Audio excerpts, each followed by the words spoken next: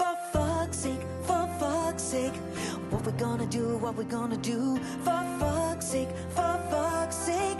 The world's gone mad and I'm sharing it with you. For fuck's sake, for fuck's sake. So sit right down, grab a glass of wine, maybe a cup of tea and some chocolates, and join me for another For Fuck's Sake.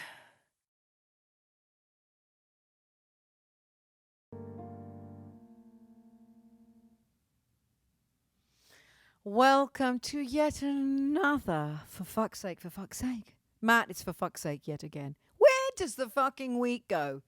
I don't even know. I know. It's just absurd. Well, here we are. Could you bear it the whole week, waiting the week for episode 3, part 3 of my conversation with the fantastic John Cleary, pianist extraordinaire, man of the world, adventurer. Now, we found out part 1, his upbringing, the similarities that we have. How the hell do two people who spent so much time in Kent get to fucking New Orleans? Part 2, we figure out how he goes on from there back to Britain, back again. This is the episode where we actually talk about how unbelievably influential New Orleans is, the history, the musical effect it's had, how much it has formed the music that we know to be rock and roll, pop music. It has changed the landscape. It all came from this tiny place. It is absurd. It's crazy. We're going to talk about some of the people most beloved, some really, really inspirational, influential artists from New Orleans first, and then talk about the larger piece of the puzzle, which is how remarkable a city this is. So anyway, I'm going to let John fill you in on all this. Some more history, some more fun, some more love, some more music. I'll see you shortly. Take it away, John. Booker, Alan Toussaint, Mac. Yeah. I mean, you couldn't get 3 more. I mean, 2 are junkies, I'll give you that. There's 2 are in the world of junkdom. But, you know, one guy's like a put together, incredible, just polished, elegant man. Elegant. Elegant. Yeah.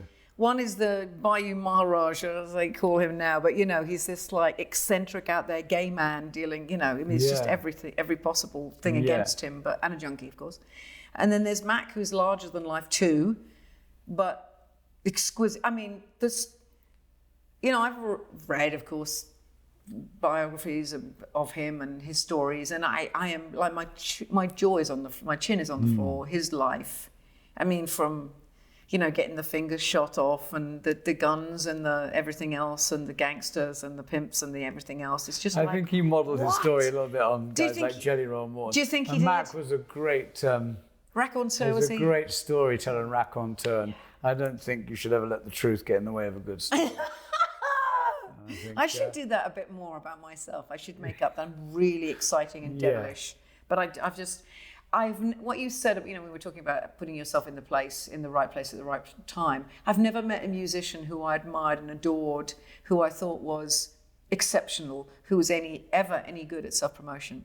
I don't believe they go hand in hand, because I believe I kind of think they're mutually exclusive. They are mutually exclusive, because usually the love of art, the love of it, is everything and takes over. And that side of it, that business head, it shouldn't be there. God knows. No. And but it is very, very hard. I think the most a great artist like yourself can do is to actually find those places, find those opportunities, and put yourself in them.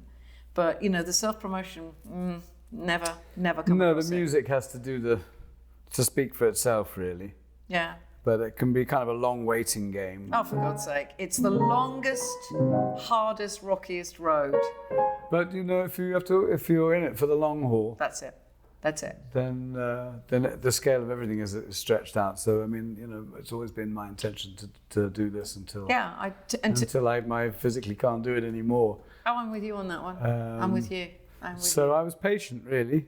And, you know, the old cliche about the journey is the destination. Those early years in New Orleans, when I got here in the early 80s, were I wouldn't say the best years of my life, but they were incredibly rich and incredibly full of reward. Yeah. I was like a sponge just ready to soak up as much of the funk as I could. And at that time in New Orleans, there was some great music. I bet. And all the guys who invented that stuff were still around, even if they weren't all playing all the time. But the old studio guys like Red Tyler and Lee Allen were still around. Justin Adams, Earl Palmer, although I didn't get to know Earl Palmer till much later. But, you know, all flamboyant eccentrics like Ernie Cato and Jesse Hill. We're going to get onto that in a minute. Tommy Because Ridgely. really, who was the guitarist I saw you playing with? Blind. Was he a guitarist? Who was the blind singer? Snooks Ealing. Yeah, Snooks. Wow. Yeah, see, I mean, I was so lucky that my uncle hit me to all these people before I even got to New Orleans. So I knew who Snooks Eaglin was when I was about, probably about 12. I'd heard Snooks Eaglin I records. feel fortunate that I got here. 98 was the first time I came here. Or maybe 95. And so I grabbed the end of, I saw a lot of those You people. I was saw- so yeah. grateful. Yeah. So grateful to see. Yeah, they were still working musicians. That's Yeah. how they paid their bills, you know. Yeah. So for me, it was great. I could call up, you know, Fats Domino's rhythm section, say, hey man, I've got a gig at Snug Harbor, pays $150. Jesus Christ. And I say, yeah, okay. And All right, so that's- tell me about Fats. Fats? Well, I didn't know Fats really, but I got to meet him You're a fan? several times. I was a huge fan. I thought you were and I'd full seen speed. Fats play with his band loads of times. The great thing about Fats Domino was when you went to see a Fats Domino show, you were seeing a machine that hadn't needed any alteration in half a century. No oiling They necessary. still They were did incredible. what they did Yeah. half a century before. Yeah. You were seeing and hearing the same show.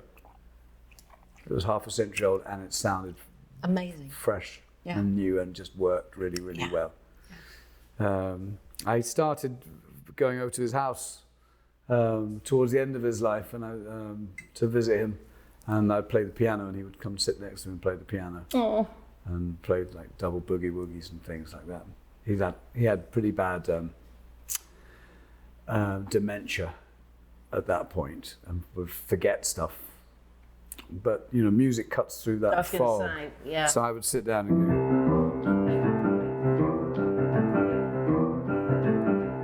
And he'd be at the other end of the room just looking like this.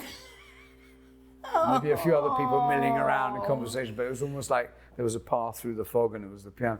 And he'd come over and he'd lean on the side of the piano just watching. And I would just scoot over like that and he'd go.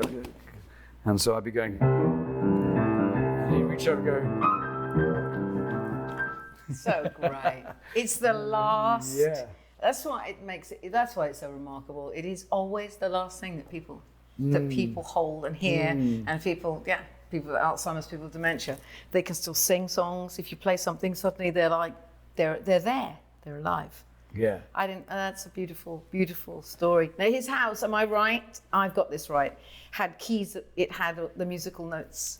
Yes, it's still in there the- on Catherine it's still Avenue. there, yeah. isn't it? Which I Yeah. think I just read in the paper they're going to call it Fats Domino Avenue. They can change the name. That's beautiful.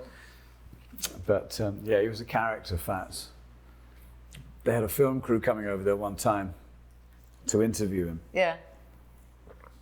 And his daughter asked if I would come over and just, hang out and just play some piano with him and stuff, just to kind of get him relaxed, because it was a bit intimidating to know who these people were. It was a Yeah. foreign film crew. Yeah.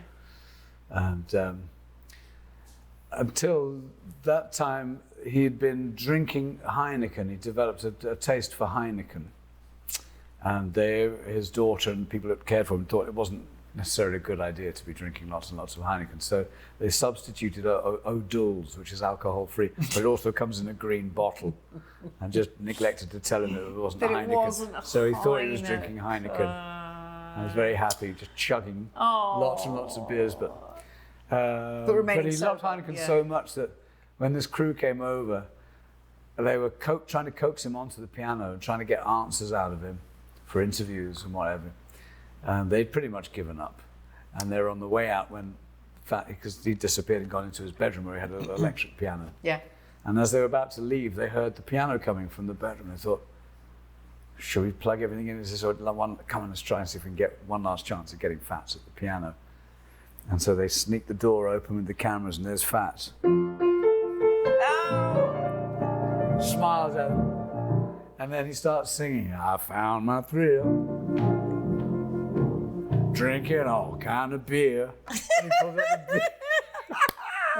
And he proceeded to a medley which was unusable. It's like they got so close. And then it's, yes, it's me and I'm drunk again. It was so funny. He'd gone from being someone who's distant to all of a sudden having this lucid moment and being very mischievous and changing the words of all of his hit songs to about So they getting couldn't use a fucked thing, up obviously. drinking beer. They couldn't use any of it. Fantastic. But it's almost like he Good was just for him. he was messing with them and he Yeah. was giving them a hard time all along and just dangled that little carrot. at the end. Dangling. So he still had a sense of humour, you know, it was funny. He was beautiful. It was, again, I felt so lucky to see him at Jazz Fest, and it was just thrilling to see it. It was the same show. It was phenomenal. Oh, fantastic. Everybody knew. We were all singing along. Yeah. Everybody knows it. It's beautiful. There was something so classic about what he did. Well, you Such a know, he was lovable- one of along with Louis Armstrong, he was the New Orleans biggest was the real expo, thing, really. yeah. And Louis Prima too, I guess. Oh, lovely, But, Prima. You have immersed yourself like a giant sponge that you were, but you've constantly been that person who has loved this city, immersed yourself in the music, learnt it but loved it, have a passion for it, and is you are so remarkable at this music. It is just so in you, and it is who you are. But I imagine it was also hard to be coming from Grande Bretagne, as I know to be the case. Like, you know, a blow-in into a city like this. and Well, to I be, think the irony is if I'd been born and raised here, I probably would have no passion for New Orleans music at all. It's just an aspect of human nature, isn't it? I The old agree. cliches about the grass being green Yeah. and familiarity Yeah. breeding contempt. And, you know, to me, this was so other, Yeah. so different to what I grew up around in the Weald of Kent. It was very exotic. I felt like I was, run away from home on a pirate ship or joining the circus or something. Well, now that you mentioned that, John Cleary, I will just bring up the fact that there is another side to you. When you talk about your uncle obviously having the adventurous spirit, I think that is in your DNA too. Oh, definitely. On For both sure, sides of the because family, to me, you're a bit of a sort of Hemingway type person. You write in the things that I read of you, and when you blog and when you write and when you post, you love language, you're very erudite, but you have a person... Fucking erudite. You're terribly erudite. I've called you Lady Erudite many times. But you have a love of language, but also of another time. I always see you this way, and that's why I also think that you belong here so much. It's like you are of another time. And there's something about this city that is that thing. You know, I'm attracted to places that still have one foot in their yesterdays That rather is than their correct. tomorrows. Yeah. No. Yeah, and That's why I fell in love with Havana the first time I went to Cuba. Well, in that's, the- yeah. in the early 90s, you know, but it had been a time capsule for half a decade before it was overrun by tourists. But Do you think it's part of the romance that people like? Oh, I I'm a count terrible myself to be. romantic. See, I'm a romantic, and I look to. I don't love modernity that much. You know, I do and I No. don't, but I love the No, richness, I'm like, the history. yes. I love it. no, I'm guilty. I'm very sentimental and nostalgic for eras that before I was born, really. And I'm something of a Luddite that kind of goes with it as well. You know, the new Mashak. I mean, I can use a computer. I used to have a studio full of computers. I know how to use all that stuff. But I sort of think that for the convenience and the wonderful gifts that all the new technology is, it always comes at a price. Yeah. You know, there's a lovely Alejo Carpentier novel where he talks about the arrival of this newfangled machine in the 1940s, the washing machine, into Central America. He's in Venezuela or somewhere. And this wonderful device has saved the hours of back-breaking labor that was a daily part of a woman's work. Then, you know, they go down and they'd be slapping the clothes on the rocks by the on the river, rocks, yeah. trying to get them clean. And now they don't have to do that. It's wonderfully liberating, but they said the price we paid is we've lost the washerwoman's song that used to accompany the work. And so there's an intangible price that gets paid quite often, and no one can stand in the way of progress, and our lives certainly are much better in so many respects. But the price you pay is intangible. Yeah. And I Yes. think if you like reading and know some history, then I think you get little glimpses of those things that have been lost, social things perhaps. So I think it makes you, as a musician anyway, I think if you're interested in the tradition, then it makes you conservative in that sort of respect. Yeah. There's value in conserving human greatness. you know. Yes. Machines now make a lot of things very easy, and so we don't really have to do all the hard work. Yeah. You can get a computer and it'll do I a lot of the agree. work for you. But I admire the people who had to play really well. You know, you had to, Well, and as a yeah. recording musician, my career kind of straddles the divide, pre-digital recording, and post-digital recording, and pre-digital recording. You actually had to play everything right. Yeah, and you couldn't fix and it in the computer after. That's exactly it. And I think ultimately, if you're a great, if your joy is and you're a great live performer, that's what separates the men from the boys, as it were. And I take that very seriously. And I think this city is about that. It's about definitely is, live yeah. performance. Bums on seats, or rather, people standing, watching, waiting to see that live Yes. thrill, that thing that gets you. Yeah, live music has always been the soundtrack to your social life in New Orleans. Yeah. And the musicians in New Orleans had to be, if they're going to do it, make a living at it, they have to entertain. Yeah. You've got to entertain a room. And that's either through what you play or repartee or whatever it is, but you have to entertain it. You're in the room with a musician, an audience, an instrument, and magic happens. Yeah. And, that's something of a dying art, I think. There'll always be music and there'll always be entertainment, but not a lot of people in the big wide world are necessarily regularly in the same room as a gifted musician. I agree. And are exposed to how that can lift your spirits Yeah. and elevate you. This idea that you can have an idea, just the fraction of an instant from conceiving of an idea to the movement of a finger, to the movement of a hammer, to strings vibrating and jiggling columns of air which reach somebody's eardrum and are turned somehow into an experience that changes your chemistry. Mm-hmm. That's a fascinating process. And it just Remarkable. quick as that. Yeah. And then when you're doing it, all those things are happening really, really quickly. That's something that not a lot of people experience all the time. And when we live here, of course, it's easy to forget that, because in New Orleans, live music's around. You can walk out your front door and turn the corner and you'll hear somebody playing trumpet over by the coffee shop. And that's why that's why I'm here.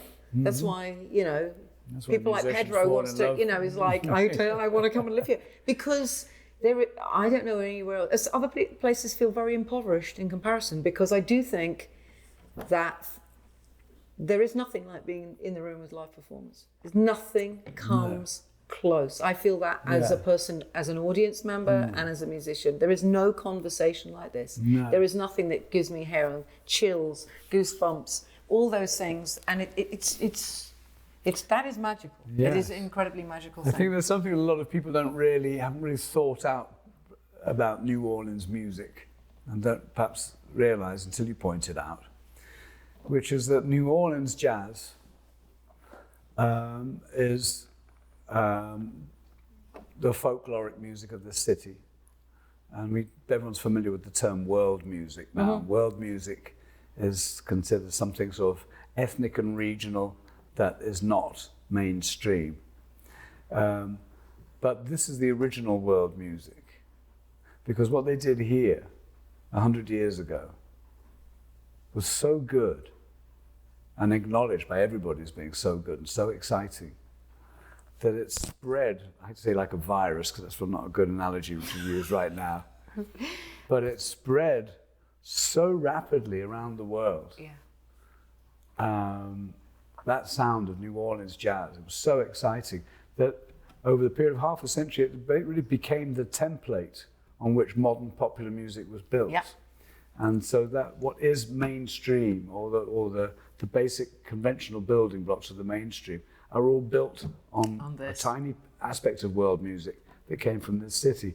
And it not only happened 100 years ago, the same thing happened 50 years later with rhythm and blues, which they coined rock and roll elsewhere. Yeah. But that all started in this tiny little town. It's extraordinary, as he said, that so much has come from this city. It's amazing, isn't it? What I didn't know, Matt, was that when people were coming into America, when immigrants were coming in, the two largest ports were New York and New Orleans. I had no idea. That was it. So it was just a mass. And then you've got, of course, you have really what's the most important thing is that black music, the influence of black music. Then you have Storyville. Then you have this strange place where you have the sexiest music known to man, with the oldest profession in the world. And then I say music was the second oldest profession. It could be the other way around. I'm not sure, but it's spectacular. It's a great story. But now, on we go, closing this show. Yes, only one episode left of this remarkable time. I think there could be like another 4 episodes in this man. We haven't even got to really his world travels, because he's really extraordinary in his writing and his blogging and everything. But anyway, part 4 next Sunday. So to close out today's show, yet another summer themed song. Summer is behind us, but we don't want it to be behind us. No. Because it's, for many people, I think in Britain, it's been a shitty summer. The weather has been appalling, and you're either frying alive or you're being rained on. So it's been bleak. So let's just try and hold on to summer for as long as possible. And I'm encouraging that with this next song, because I think September is often the best weather, isn't it? Isn't it? Something like that? Indian summer, all that kind of stuff. Anyway, this is a silly, fun, joyful, very well-known song that we have a lot of fun with. So again, Pedro Segundo, myself, live from New Orleans, closing the show. I will see you next Sunday for part 4. In the meantime, look after yourselves. Wear those masks. Do the right thing. Look after yourselves. Look after yourselves. Look after yourselves. This has been your hostess, me, Judith Owen, the hostess with the mostest love of history and really down and dirty music from Storyville. It's the truth. Saying a right Storyville. For fuck's sake. See you soon. Love you guys.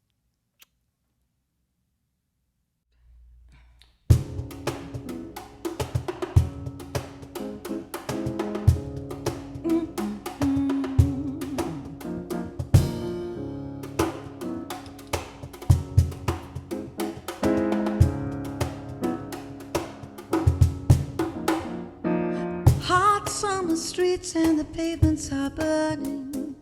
I sit around, trying to smile, but the air is so heavy and dry.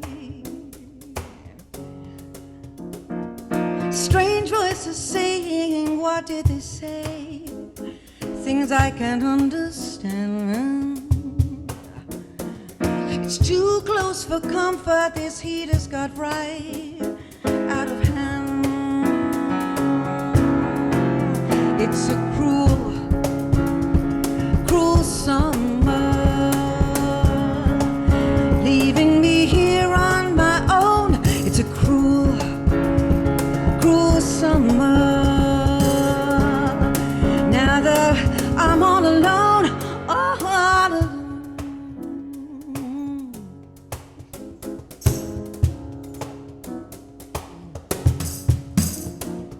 The city is crowded, my friends are away, and I'm on my own. It's too hard to handle, and I just want to get up and go. It's a cruel, cruel summer, leaving me here on my own. It's a cruel, cruel summer. Now that I'm on my own,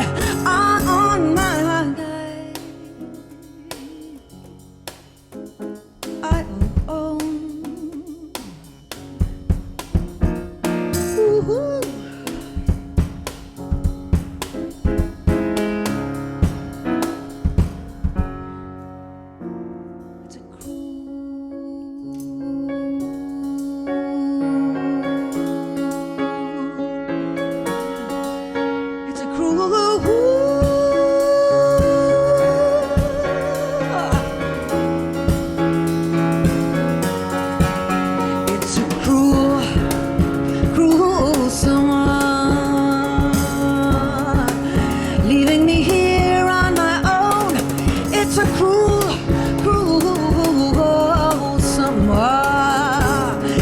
Now that you're gone, cruel.